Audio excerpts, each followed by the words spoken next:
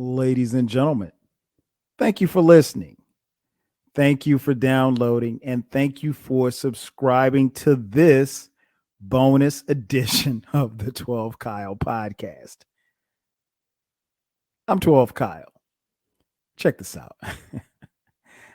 The other day, I'm riding in a car, right? And I'm just listening to some music and I don't even know like what I was listening to. I think I moved it from like my playlist to XM radio. So I'm riding around, doing what I do. And I was stuck in traffic. I was coming from downtown in Atlanta and I was stuck in traffic. And so I just decided to put it on XM radio. And I just happened to stumble upon a station. And I can't remember what the name of the station, but whatever the case was, the song that was on was, very explicit, but it was one of the channels that plays explicit music. And honestly, as a father, like I don't really, it's not until the kids are in the car with me that I kind of pay attention to that stuff. But any other time, you're riding in the car, you're not really paying attention to the explicit lyrics. Now, this particular time, I'm in the car, but I'm by myself. So it's not affecting me. But because I'm sitting in traffic, I'm actually starting to pay attention to the lyrics. And I was like, wow, they are really, really, explicit on this. And you guys know me as a huge rap fan.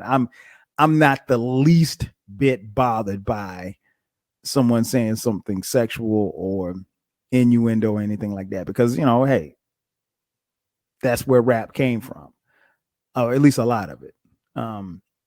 Nonetheless, it got me to thinking about the days of the parental advisory sticker. Yes, I'm from that era where at one point in time, they would actually put a sticker on your album, on your tape, on your subsequent CD that would read parental advisory. And you had to be, at one point in time, you had to be a certain age to buy anything with a parental advisory sticker on the label. And the era that preceded that's the era that I kind of want to focus on this podcast, because hearing that song made me think about the sticker era. And then in the era in which I came up in when I was fairly young, there were some songs that did not get a sticker because there was no such thing as a sticker back then. But it made me think, like, they really played these songs, and they really not only played the songs and had videos for, but our parents pretty much let us sing these songs and they didn't stop us. So I want to start with I want to give you guys a couple of songs just to kind of take with you. But again, you have to kind of listen to it and appreciate this podcast in context, because for a lot of you, depending on your age, you probably only know a world where there was explicit lyrics in songs, and you didn't think nothing other, or your parents let you or didn't let you listen to it. So let's go back. I want to go back to, and these are in no particular order. Actually, the order that I'm gonna list these songs in are based on when they were released. First up, Mary Jane by Rick James. I'm one of the baddest motherfuckers of all time. One of the best singers, one of the best looking motherfuckers you've ever seen. Hold my drink, bitch. You walk up to any chick, lick the whole side of their face, man. I'm Rick James, bitch. Enjoy yourself. Yes, they let us listen to this song. Now, Rick James, this song was, much to my surprise, this song was released in April of 1978. As a kid who was born in 1972, I was fairly young, but I don't remember singing this song until like 1980, maybe 81. So the song had been out for a while, but my memory goes back to probably, at least for this song, hearing it on the radio and singing it. And this was like 1980, 81. So I was still young. You know what I'm saying? But the song actually came out April of 1978. And so in this song, Rick James is singing about Mary Jane. Now, you could probably listen to this song a gazillion times, and if you weren't none the wiser, you would think that Rick was talking about a woman. He's not. Rick is talking about marijuana, aka weed, aka reefer, aka a joint, aka left-handed cigarettes. Any aka you want to throw in there. That's what Rick is talking about. And so, but the song is cleverly written that it gives off the impression that he's talking about a woman, but he's not. He is talking about his love for the stickiest of the icky. That's right. Rick was a little ahead of his time on this one. And the song is funky. It jams. And it's something that, you know, we still bump to this day. And again, he's not talking about a woman at all. And I like in this song, well, actually, this song is the father to D'Angelo's Brown Sugar, a song in which D'Angelo talked explicitly about brown sugar. And brown sugar is a reference to, much like this song, it's a reference to weed. It's not about a woman. And it's funny because I remember doing a podcast a couple of years ago talking about Brown Sugar, that particular song on the Brown Sugar album. And I had a couple people hit me up and say, "Oh man, I listened to your podcast. I never knew Brown Sugar was about weed." Yeah, it's not about a woman. It's about weed. Go listen to it when you finish this podcast. And more importantly, listen to this song. Again, Mary Jane, Rick James, 1978. He's talking about weed. And this song got major airplay on the radio. And they let us sing this song.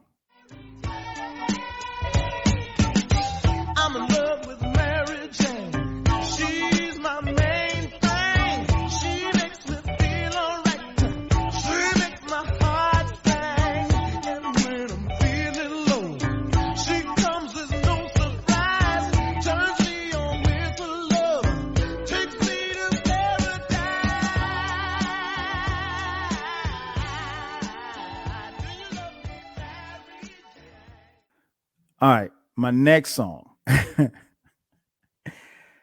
This one's interesting because, well, first of all, it came out in 1981.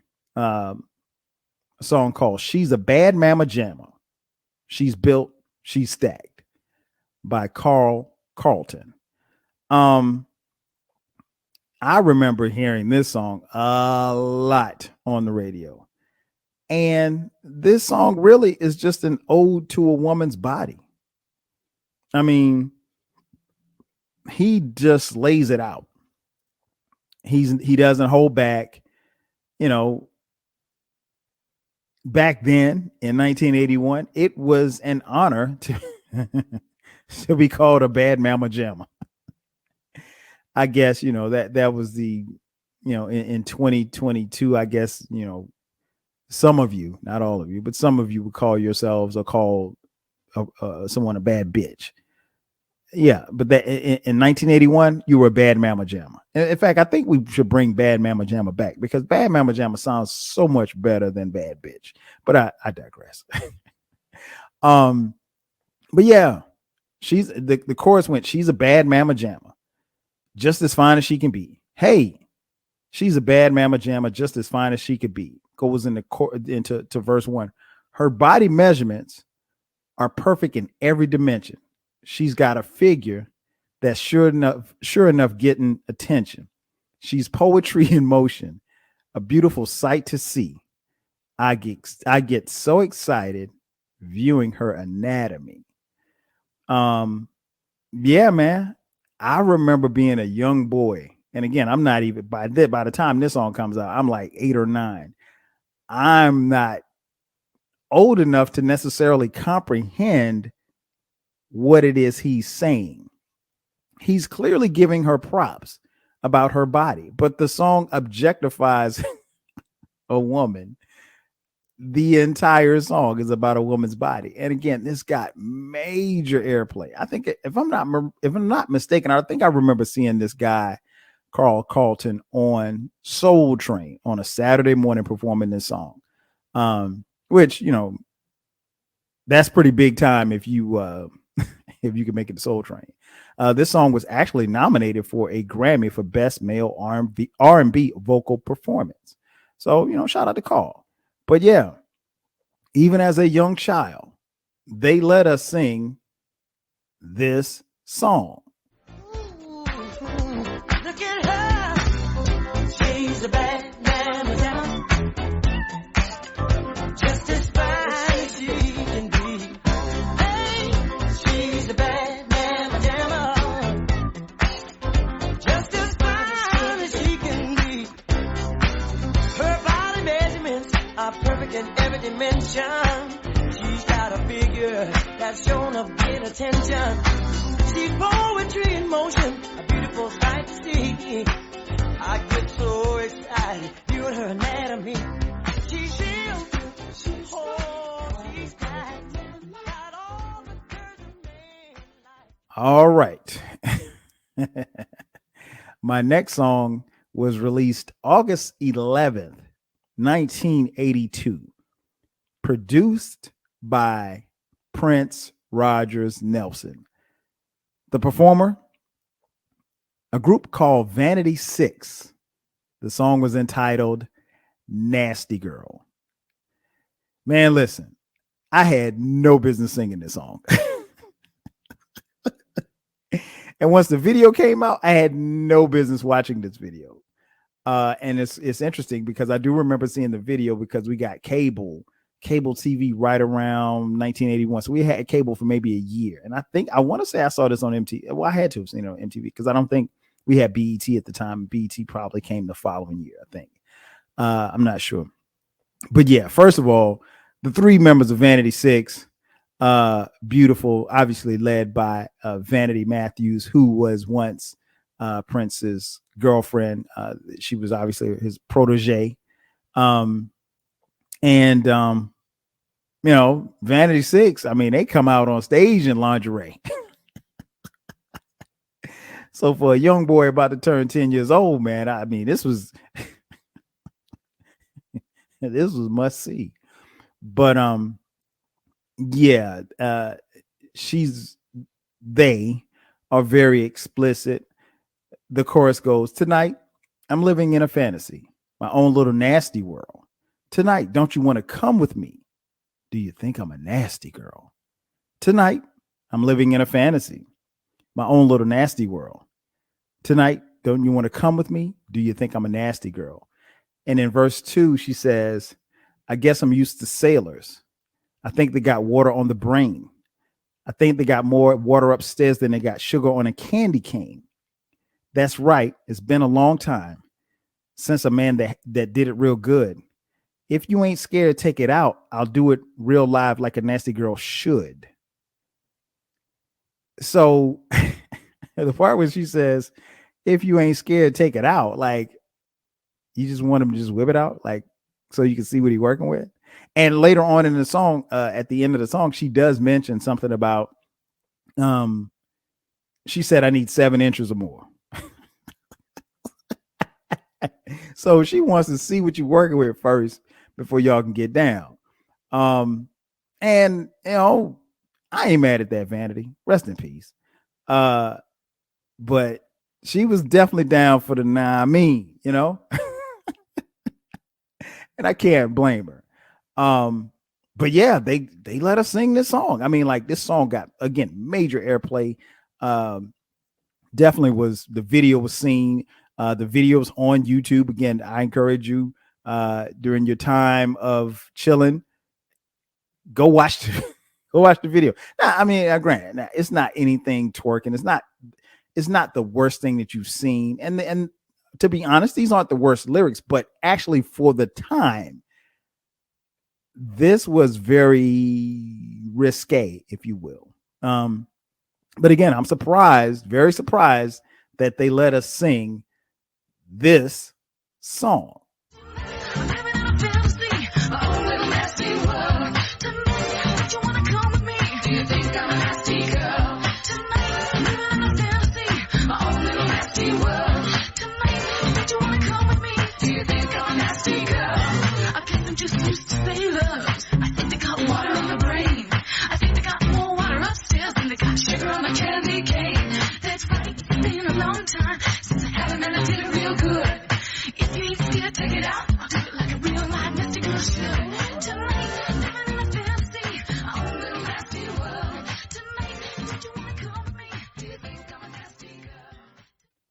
All right, my next song. My man, Prince Rogers Nelson, the GOAT. June 25th, 1984, he releases the album Purple Rain.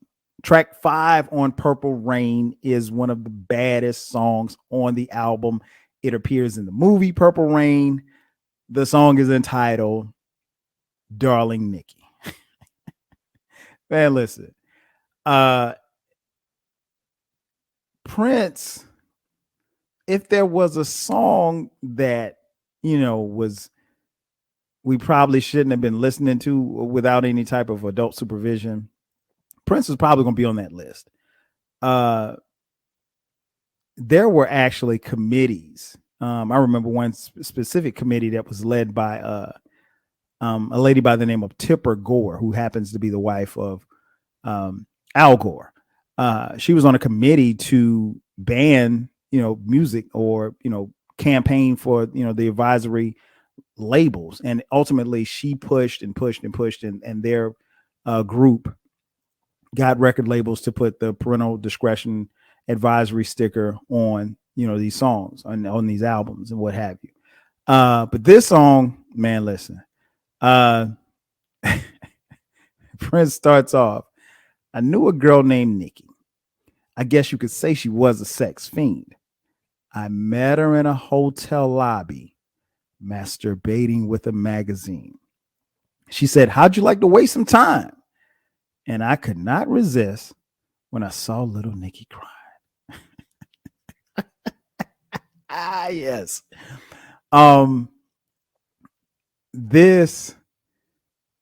That was pushing it. I mean, like really pushing it. I mean, because when he called her a sex fiend, and again, this came out 84, so I'm 11, about to turn 12. I didn't know what a sex fiend was. And then he said she was masturbating with a magazine. I didn't know what masturbating was either. So they really shouldn't have let us sing this song. I mean, but I heard the Purple Rain album. So, I mean, like I had a joint on vinyl. So I was clearly singing songs that I had no business singing and nobody stopped me. But it's one of my favorite songs on the album. And when you get some time, sit down and watch Purple Rain when he performs this. Oh my God, man. It's about, he does it to embarrass her because she's trying to go back and forth between him and Morris Day. And when she runs up out of the club, he's like, come back, Nikki, come back, your darling Prince want to grind. He humping the floor and stuff. Man, I crack up every time I see that part of the movie because it's just so funny, man.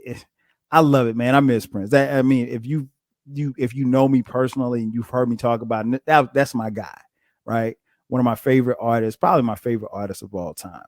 And this album was incredible to me. It still is. It's something I still listen to this day.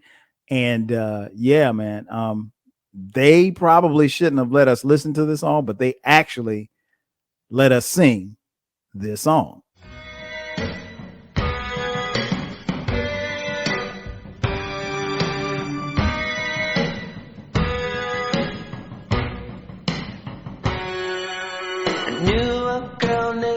I guess you could say she was a sex fiend.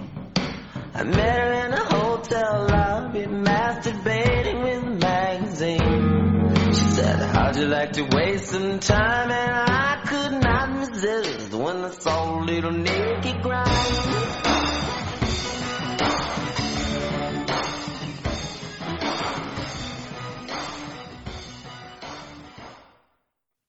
All right.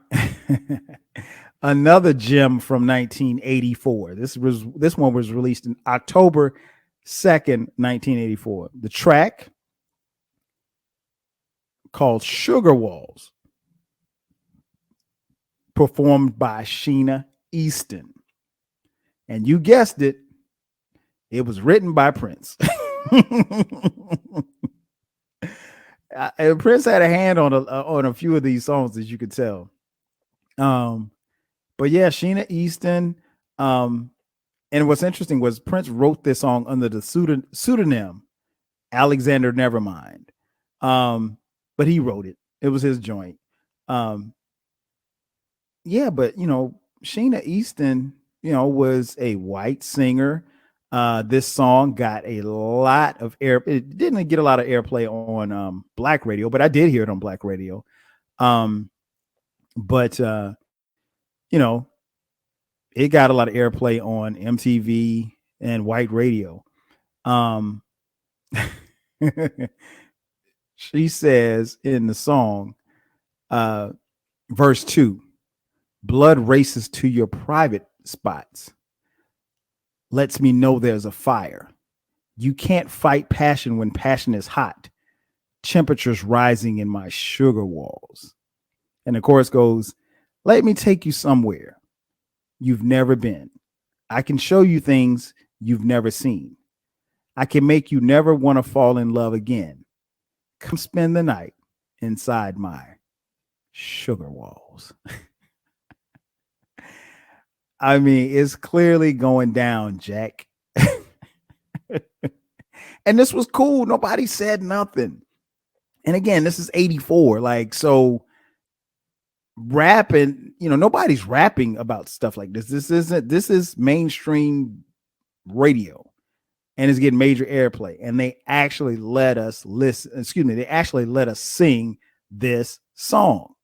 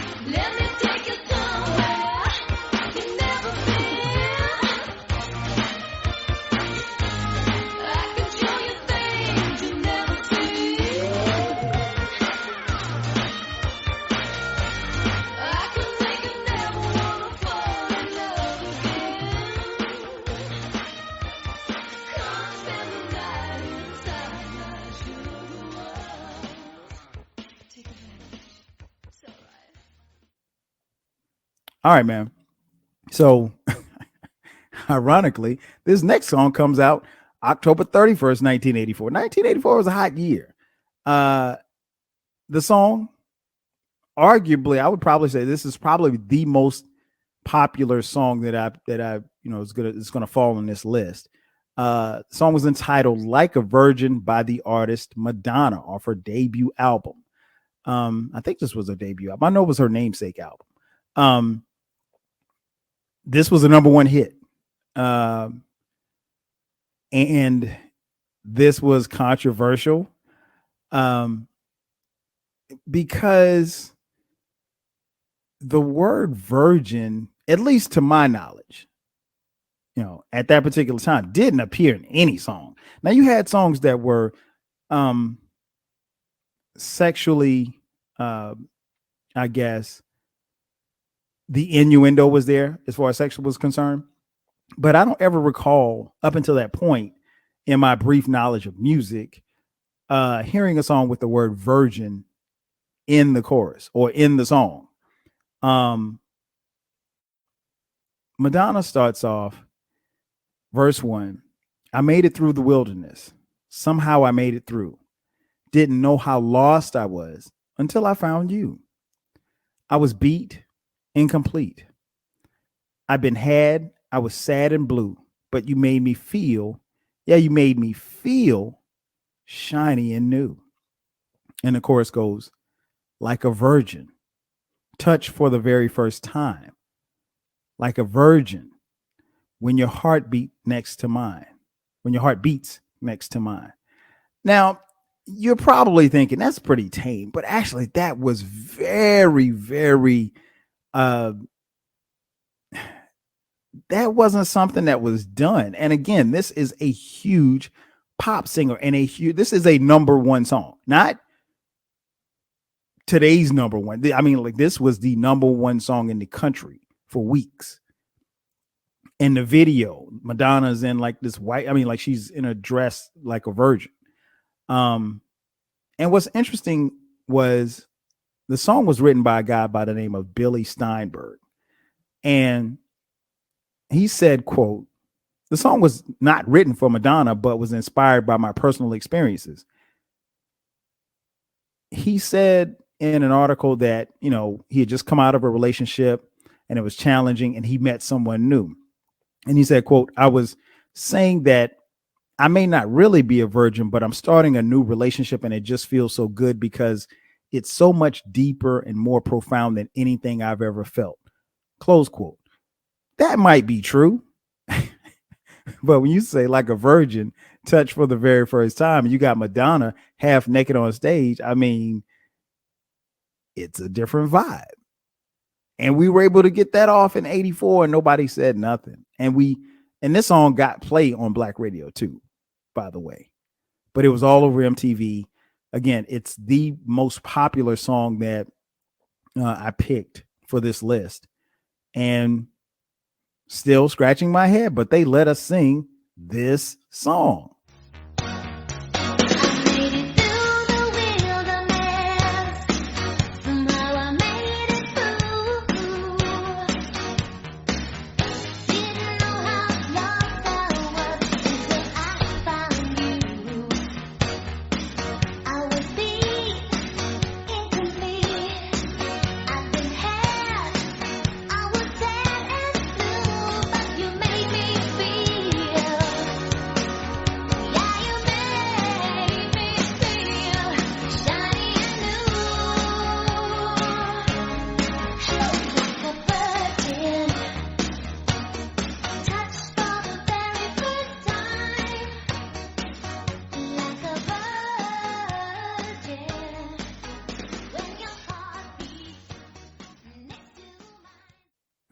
All right.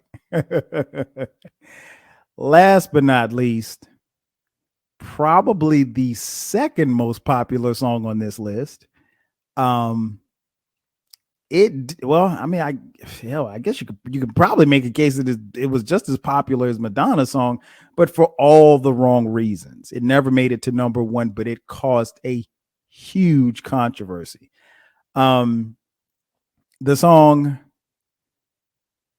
Me So Horny by the 2 Live Crew from the groundbreaking, controversial, and successful third album from the 2 Live Crew.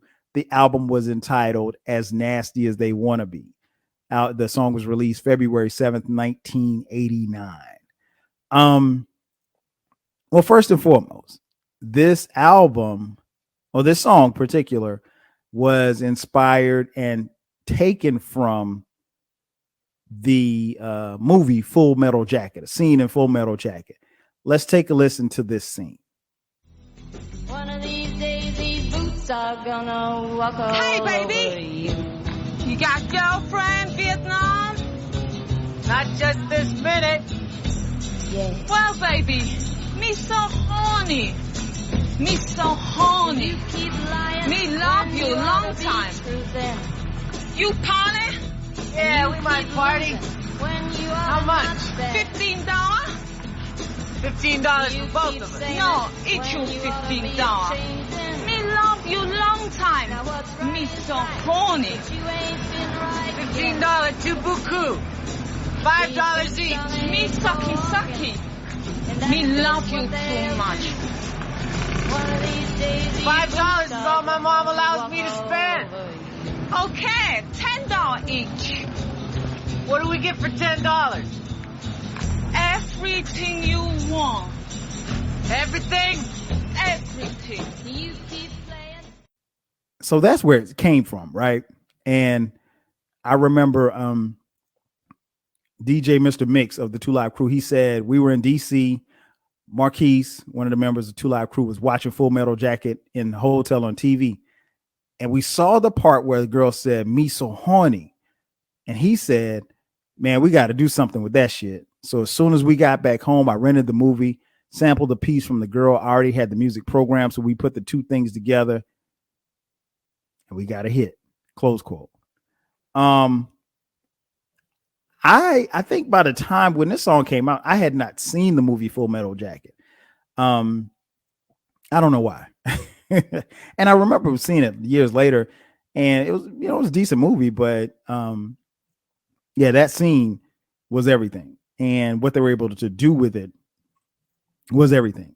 And when I tell you, all hell broke loose when this album came out, and this song in particular, and this song was on Black radio, it was on white radio, it was on MTV, it was on BET, it was everywhere. And it caused so much controversy for, you know, the Two Live Crew, Uncle Luke or Luke Skywalker at the time. But we sang this song, we rapped along, and I mean, like, it was it's Luke, man. I mean, it's Two Live, it's the crew. They were at a point where, you know, there weren't a lot of Southern rappers at the time, and, you know, Miami bass, if you will, or Southern rap, a lot of Southern rap at the time was just known for what people used to call booty shake. So they were getting hated on from everywhere. They were getting hated on for, one, the sexually explicit lyrics, and then they were also getting hated on from people in the rap community because, you know, they were just like, man, these dudes ain't rapping, they just talking shit. Like, they're not, you know, they're not rapping about anything.